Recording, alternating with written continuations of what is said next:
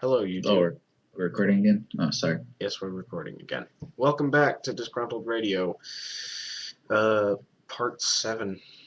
Jesus. So, now we are going to move on from a subject that we both hold passion in to a subject that is innately devoid of all passion, and that is politics.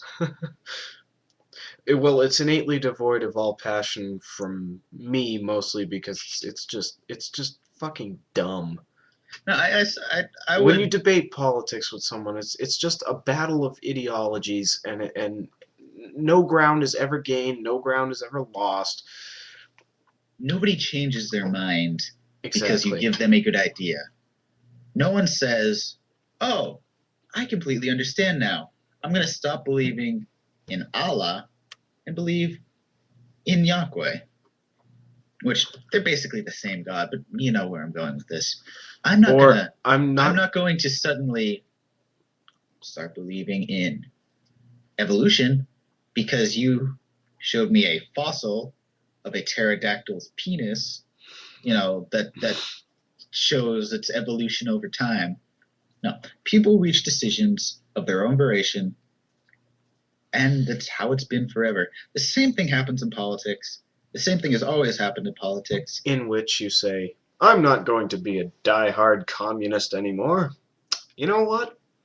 Evolution does not exist in one topic in life, and that is politics. Politics never change. They never really change. The subject may change, but it's the same shit in a different toilet in this case. Same shit, different toilet. Deeper pile.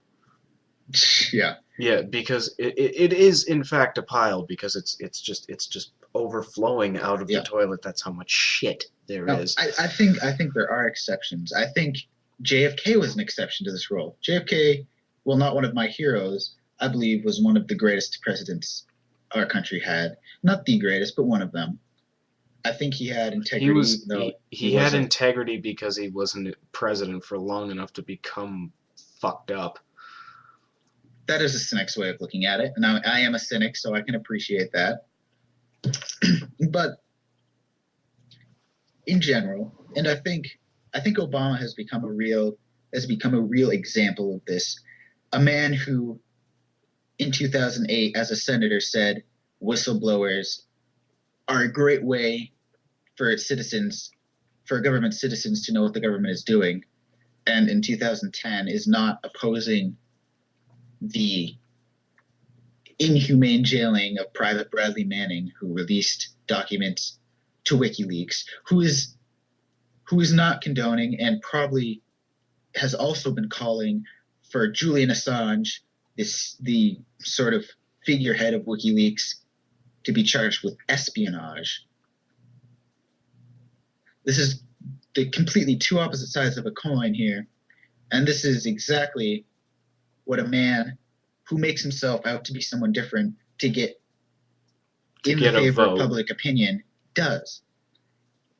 John McCain did the same thing when he was running for president. When he had the Republican primary under his belt, he supported amnesty for illegal immigrants. When he tried to rerun for senator or representative, I don't remember. Senator of Arizona.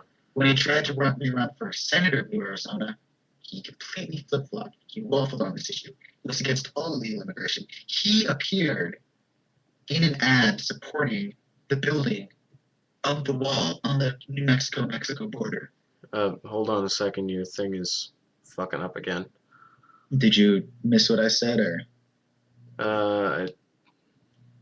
I got it, but I'm not sure if anybody else is gonna get it. But I'm not sure if anybody else is gonna watch this far, anyways. He appeared in an ad. Supporting the building of the wall on the New Mexico border because he was rerunning in New Mexico. Arizona. My bad. The Arizona-New Mexico border, because he was rerunning in Arizona. Arizona at the time had just passed what I think to be one of the largest affronts to civil rights since probably the 70s or the 60s, which was this law that demanded anybody should show their any form of identification if they looked Mexican, and they could be arrested if they didn't. And you could say other things are greater offense, but I think this set a dangerous precedent that hasn't been in the country for many years before I've been born. And it sort of reminds me of, you know, Gestapo. Yeah. And, this is the sort of thing that, they can target anybody. Exactly. How does this extend? One day, cops are saying, you look sort of Mexican, show me your identification. Next day, they're saying it to black people or Chinese people or French people. God knows we don't like them. That's a joke. Get over it. Racial humor is funny. Yes, the French think it's funny. Why can't you? It's good enough for them. Anyways. So McCain flips-flops on this huge issue. I mean, immigration is one of the largest issues in the country right now. Or it was in previous months. It's kind of calmed down since other issues have cropped up. And, it'll come to the limelight again when these new topics sort of die down and people forget them. When issues like the TSA and WikiLeaks have sort of calmed down and people swept them under the rug, people are happy again. They're happy in their brave new world, where media... Aldous Huxley? What? Aldous Huxley? Yeah, where media sort of rules and keeps people ignorant. Where they take drugs to keep themselves happy. Yeah, and so you see McCain flip-flopping on this huge issue. What else? Democrats in general, they flip-flop, and it's not really. It's not purely ulterior motives that are involved. It's mostly this strong desire at all costs to keep the Republican Party happy. And it's a weird desire because the Republican Party has only one desire as far as I'm concerned. And the Republican Party that's in the Senate right now. I'm not talking about all Republicans. I realize that the Republican Party as a whole probably isn't as bad as what their representatives are showing them to be right now. I realize this is something as poor choices. They don't see that, though. They still support these people, these candidates. Well, they're not candidates. They're representatives. They're senators. They're members of the House, for God's sake. I don't know why I just emphasize that. They're members of the House, for God's sake. But, they're members of the House, and yeah. They put this I think it wasn't the healthcare bill. It was a bill that the Democrats were trying to press, and it was a bill that the Republicans didn't like.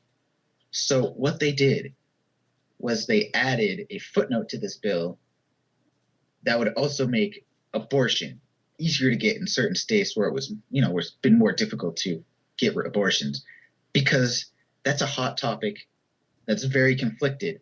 And Republicans know that if any Democrat voted yes on this bill, which had an upside that the Republicans put the abortion bill to, the Republicans could use it to then say, well, this person voted for the abortion bill. He obviously has shady motives. Mm. And this has nothing to do with the values of Republicans. Obviously, it has nothing to do with the value of Republicans. And it has nothing to do with the content of the bill. The Republicans have been against abortion forever. What this has to do is playing politics. Everybody plays politics. From fucking... Everyone does it. I'm just pushing this one example forward. I'm not saying Democrats don't do it. Democrats do it all the time. Ted Kennedy played politics ever since fucking 1960, whatever the hell year his brother got elected. Exactly. And the problem now, though, is that the word filibuster is being thrown around with such sort of, it's almost a sort of irreverence that is kind of scary, because a filibuster should really be used when the system of checks and balances that have been put in place to keep our government sort of fresh is failing.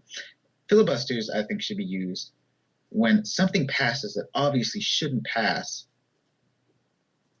Something like, I don't know, like the reversal of suffrage for women or something like that. But it's something not. which is completely unconstitutional. What, reversing the suffrage of women? Well, anything in general that's completely unconstitutional. The filibuster should be used to block that by everyone who opposes, as far as I'm concerned. But it's being thrown around a lot.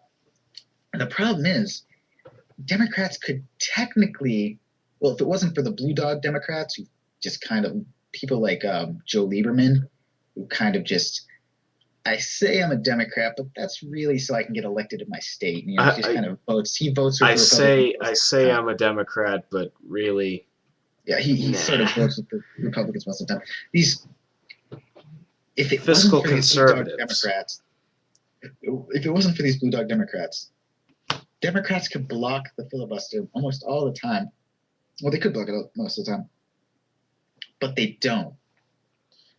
They back down to these Republicans. And I can think of only a few instances when this didn't happen.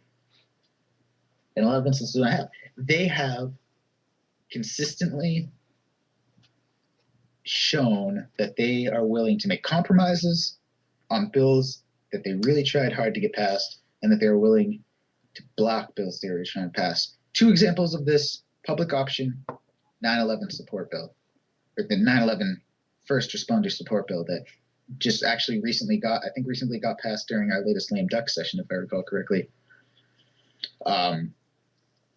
These two bills, Democrats tried eagerly to pass, both the public option, which is, a bit more controversial than for a bit of healthcare for the first responders of 9/11, and for this first responders bill, which is completely justifiable to me. I mean, it is completely justifiable. These people risked their lives to dig dead bodies, even if living bodies out of the rubble of 9/11. These people have had health problems since 9/11. Even if they're not 9/11 first responders, which makes them like all the more noble. I mean, right, these people that didn't volunteer, just firefighters in general. I mean, my brother is a Air Force firefighter. He's over in Afghanistan right now, and is that what he does? Yeah, and all those guys. That's got to be almost as dangerous as just being in the front lines, if not more so, I'd imagine. Yeah, my father knew a guy who came back from Kuwait from the first Gulf War when Hussein's army fucking lit up all the oil wells as they were retreating. He has some sort of really bad fucked up lungs, and I think the government does pay for his disability, but it's barely anything. Yeah, he can't exactly this. He can't go back to work because if they catch him, he's not going to get his disability anymore. What you need to understand is that the government are willing to pay people who can't work their normal jobs that aren't subsidized by the government. But what you have to realize is firemen, servicemen, these are all people working for the government. These are people who, if they get injured on the job, deserve to be paid benefits by the government because they got injured on the job. Now, on the sort of an opposite side of the story, my stepsister's stepfather, who's not my father, a different stepfather. Stepfather of a stepfather. No, well, her mother's husband after they James got a divorce from her father, died in I think 2008. It was 2007 from throat cancer because he had handled Agent Orange in Vietnam, the Vietnam War. And if for people who don't know, Agent Orange was this. It was the deforestation chemical that they would It was a drop from deforestation chemical that they basically dropped from aircrafts over Vietnam, parts of. Well, I hate to cut you off. I hate to cut you off, but we're about to be cut off by YouTube. So why don't we just do a part 8?